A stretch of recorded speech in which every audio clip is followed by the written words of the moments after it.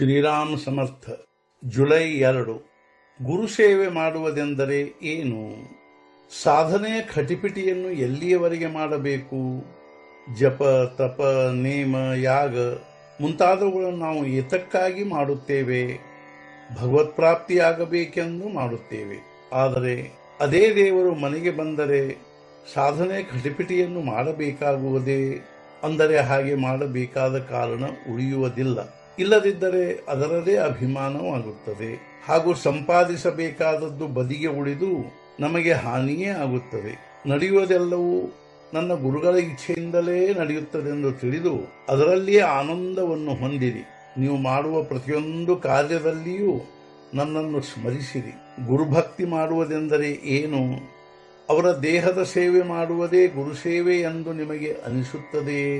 ಅವರ ದೇಹದ ಸೇವೆ ಮಾಡುವುದು ನಿಜವಾದ ಗುರುಸೇವೆ ಆಗಿರುವುದಿಲ್ಲ. ಗುರುಗಳು ಹೇಳಿದಂತೆ ನಡೆಯುವುದೇ ಅವರ ನಿಜವಾದ ಸೇವೆ ಆಗಿರುತ್ತದೆ.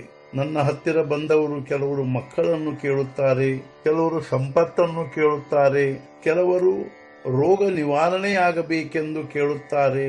ಅಂದ ಮೇಲೆ ನೀವು ನನ್ನ ಸೇವೆ ಮಾಡಲು ಬರುತ್ತೀರೋ ಅಥವಾ ನಾನೇ ನಿಮ್ಮ ಸೇವೆ ಮಾಡಬೇಕೆಂದು ಬರುತ್ತೀರೋ? ನನ್ನ ಹತ್ತಿರ ಬಂದು ಮನುಷ್ಯ ದೇಹದ ನಿಜವಾದ ಸಾರ್ಥಕತೆ ಆಗುವಂತೆ ಮಾಡಿರಿ. ನೀವು ಕೇಳಿದಂತೆ ನಾನು ಸ್ವಲ್ಪವೂ ಕೊಡುವುದಿಲ್ಲವೆಂದೇನೂ ಇಲ್ಲ. ಆದರೆ ಕಷಾಯ ತೆಗೆದುಕೊಳ್ಳುವುದಕ್ಕಾಗಿ ಬೆಲ್ಲದ ಕರಣಿ ಕೊಟ್ಟಂತೆ ಕೊಡುತ್ತೇನೆ.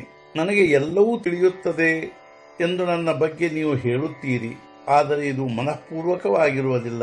ಏಕೆಂದರೆ ಯಾರಿಗೆ ಹೀಗೆ ನಿಜವಾಗಿಯೂ ಅನಿಸುತ್ತದೆಯೋ ಅವರಿಂದ ಪಾಪಕರ್ಮಗಳು ಆಗುವುದೇ ಇಲ್ಲ.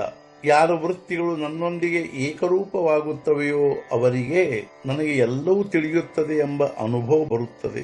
ಗುರುವಿಗೆ ಅನನ್ಯವಾಗಿ ಶರಣು ಹೋಗುವುದೆಂದರೆ ಅವರ ಮನಸ್ಸು ಹಾಗೂ ನಮ್ಮ ಮನಸ್ಸು ಒಂದಾಗಬೇಕು. ಅಂದರೆ ಪ್ರಾರಬ್ಧಾನುಸಾರ ನಾವು ಗುರುಗಳಿಂದ ದೂರವಿದ್ದರೂ ಮನಸ್ಸಿನಿಂದ ಅವರೊಂದಿಗೆ ಸಂಲಗ್ನವಾಗಿದ್ದರೆ ಅವರ ಹತ್ತಿರವೇ ಇದ್ದಂತೆ. ನೀವು ನಿಮ್ಮ ತಾಯಿಯೊಂದಿಗೆ ಮಾತನಾಡುವಂತೆ ನನ್ನೊಂದಿಗೆ ಮಾತನಾಡಬೇಕು. ನಿಮ್ಮ ದುಃಖಗಳನ್ನೆಲ್ಲ ನನಗೆ ಹೇಳಬೇಕು. ನೀವು ಇಷ್ಟು ಕಷ್ಟಪಟ್ಟು ನನ್ನನ್ನು ಭೇಟಿಯಾಗಲು ಬರುತ್ತೀರಿ. ಆದರೆ ನೀವು ಬರಿಗೈಯಿಂದ ತಿರುಗಿ ಹೋಗುವುದನ್ನು ನೋಡಿ ನನಗೆ ಕೆಡುಕೆನಿಸುತ್ತದೆ. ನನ್ನ ಹತ್ತಿರವಿರುವ ವಸ್ತು ಈ ವ್ಯಾವಹಾರಿಕ ಜಗತ್ತಿನಲ್ಲಿ ಎಲ್ಲಿಯೂ ಸಿಗುವುದಿಲ್ಲ. ಅಂದರೆ ಭಗವಂತನ ನಾಮದ ಪ್ರೇಮ. ಸಂಪೂರ್ಣ ಪ್ರಪಂಚದಲ್ಲಿ ನಿಜವಾದ ವಿಶ್ರಾಂತಿಯು ನಾಮಸ್ಮರಣೆಯಲ್ಲಿಯೇ ಇರುತ್ತದೆ.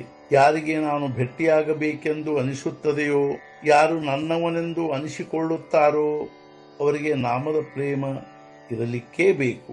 ಇಂದಿನ ಮುಖ್ಯ ವಿಚಾರ, ನಾಮದ ಮೇಲೆ ಪ್ರೇಮ ಮಾಡುವುದೆಂದರೆ ನನ್ನ ಮೇಲೆ ಪ್ರೇಮ ಮಾಡುವುದು. ಸದ್ಗುರುನಾಥ ಮಹಾರಾಜ್ ಕಿ ಜೈ. ಜೈ ಜೈ ರಘುವೀರ ಸಮರ್ಥ.